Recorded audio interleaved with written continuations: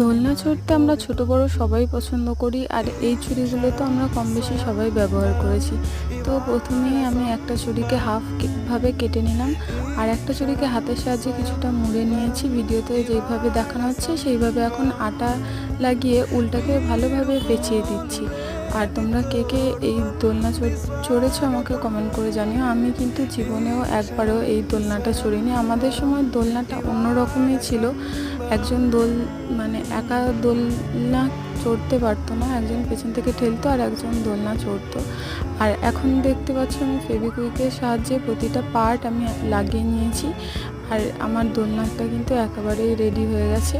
এটা কিন্তু বাড়িতে শোপিস হিসেবে ব্যবহার করা যেতেই পারে। তোমরা কি বলো কমেন্ট করে অবশ্যই কিন্তু জানাবে, আর আমার চ্যানেলটাকে সাবস্ক্রাইব করে আমার পাশে থেকো, আর এভাবেই আমাকে সাপোর্ট করতে থেকো। দেখা হচ্ছে নেক্সট কোনো ভিডিওতে।